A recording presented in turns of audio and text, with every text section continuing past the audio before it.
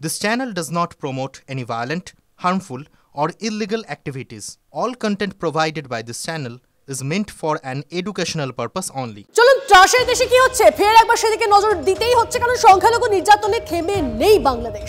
মৌলবাদীদের হামলা এবার বাংলাদেশের শিক্ষাঙ্গনে। ঢাকা বিশ্ববিদ্যালয় শিক্ষক সমিতির অফিসে হামলার অভিযোগ কট্টরপন্থীদের বিরুদ্ধে। ভেঙে ফেলা হয়েছে ঘরের সব আসবাবপত্র।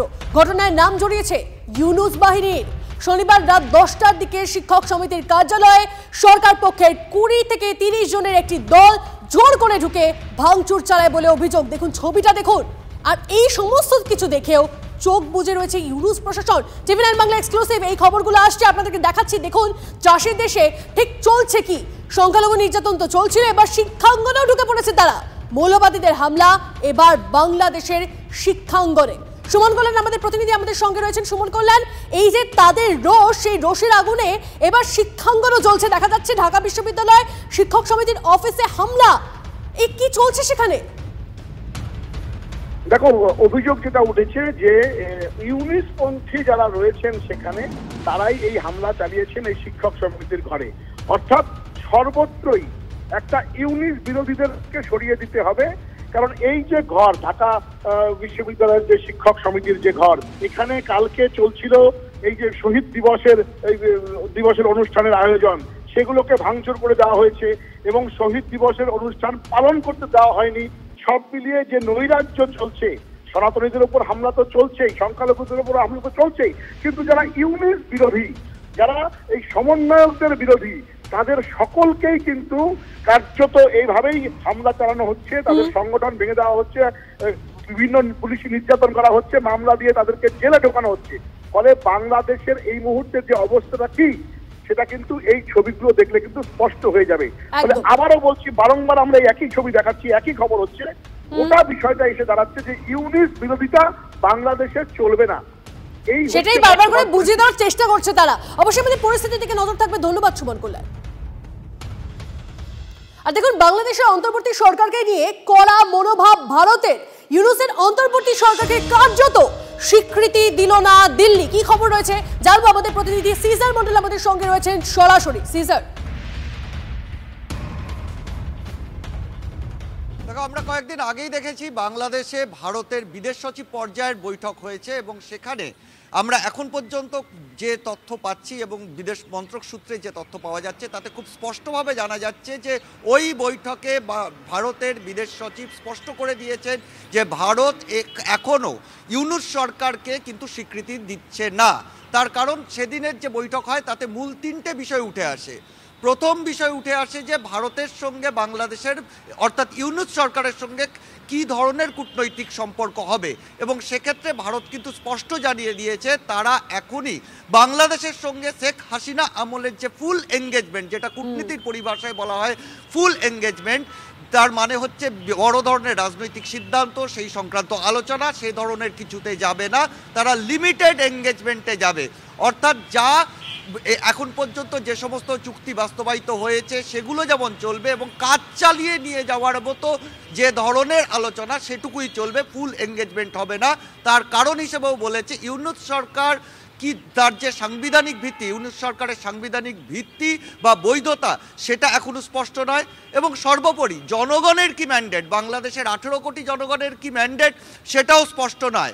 ইউনুস সরকার কেন পরবর্তীতে যে গণতান্ত্রিকভাবে নির্বাচিত যে সরকার আসবে সেই সরকারের সঙ্গে ফুল এঙ্গেজমেন্টে যেতে রাজি ভারত কিন্তু এই মুহূর্তে কোনোভাবেই নয়। অর্থাৎ এখানেই স্পষ্ট করে দেওয়া হয়েছে যে ভারত এখনই ইউনুস সরকারকে স্বীকৃতি দিতে চাইছে না। দ্বিতীয় বিষয়টা উঠে আসে সংখ্যালঘুদের ওপর নিপীড়ন নিয়ে।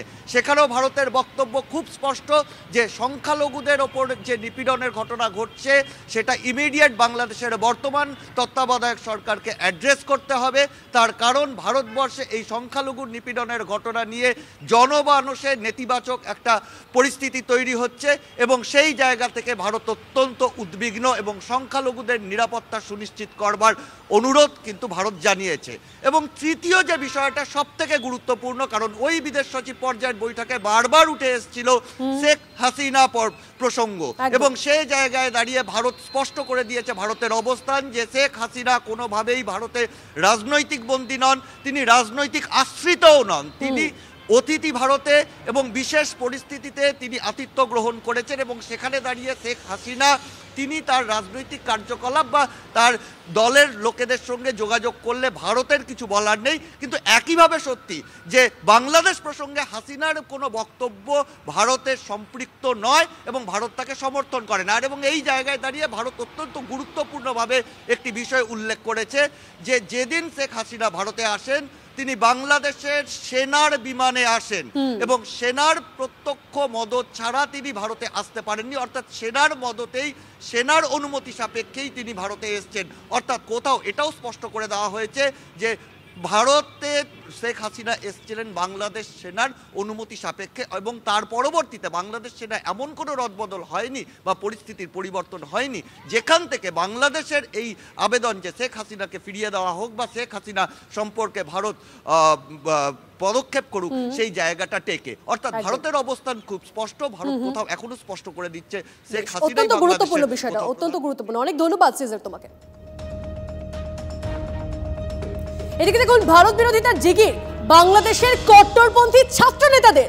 হাসিনাকে ঢাল করে ভারতকে নিশানা ছাত্রনেতা সার্জিস আলমের। সম্পর্ক স্বাভাবিক রাখতে ভারতকে শর্ত বাংলাদেশের ছাত্রনেতার, এমনকি মোহাম্মদ ইউনূসকেও হুঁশিয়ারি। বৈষম্য বিরোধী ছাত্র আন্দোলনের নেতার দুদেশের সম্পর্ককে বিষিয়ে দেওয়ার চেষ্টা। বিজয় দিবসের আগে বঙ্গবন্ধু শেখ মুজিবুর রহমানকেও আক্রমণ। বাংলাদেশে হিন্দু বিদ্বেষের আবহাওয়া, তার মধ্যেই শিলিগুড়িতে লক্ষ্য কণ্ঠে গীতা পাঠের আসর। 1 বছর আগে ব্রিগেডে লক্ষ্য কণ্ঠে গীতা পাঠের পর এবার শিলিগুড়ির কাওয়াখালী ময়দানে লক্ষ্য কণ্ঠে গীতা পাঠের আয়োজন সনাতন সংস্কৃতি সংসদে। এর পাশাপাশি বনগাঁতেও করা হয়েছে গীতা পাঠের আয়োজন। দু জায়গা থেকে আমাদের প্রতিনিধিরা আমাদের সঙ্গে রয়েছেন। আমাদের সঙ্গে প্রসেনজিৎ আমাদের সঙ্গে রয়েছেন, এর পাশাপাশি দীপঙ্কর বনগাঁ থেকে তিনিও আমাদের সঙ্গে রয়েছেন। দুজনের সঙ্গেই কথা বলবো। প্রসেনজিৎ, একদম শুরুতেই প্রসেনজিতের সঙ্গে কথা বলি। প্রসেনজিৎ, আমরা যে ছবি দেখতে পাচ্ছি যে যেখানে বাংলাদেশে হিন্দু বিদ্বেষের আবহ, সেখানে শিলিগুড়িতে লক্ষ্য কণ্ঠে গীতা পাঠের আসর কতটা জমে উঠেছে সেটা?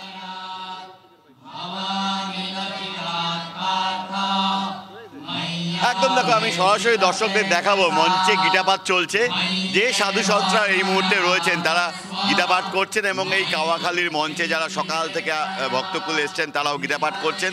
এবং ঠিক আমার বাঁ দিকে বিজেপির তাবড় নেতারা রয়েছেন, দিলীপ ঘোষ, সুকান্ত মজুমদাররা রয়েছেন, তারাও কিন্তু গীতাপাঠ করছেন।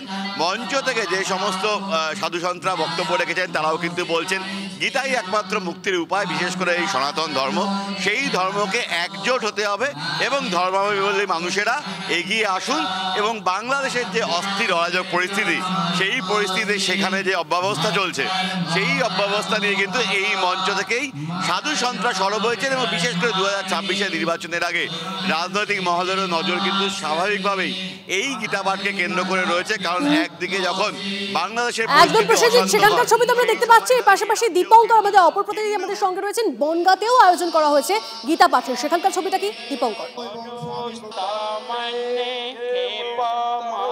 একদমই বাংলাদেশের পার্শ্বস্থ একটা শহর বনগাঁ শহর এবং সেই শহরে গীতা পাঠ চলছে। একদিকে মঞ্চে ইসকন, ভারত সেবাশ্রম, বিভিন্ন সাধু সন্তরা তারা গীতা পাঠ করছেন। উল্টো দিকে সাধারণ মানুষজন যারা গীতা পাঠকে কেন্দ্র করে এসেছেন তারা এই সাধারণ মানুষজন সামনে গীতা পাঠ করছেন।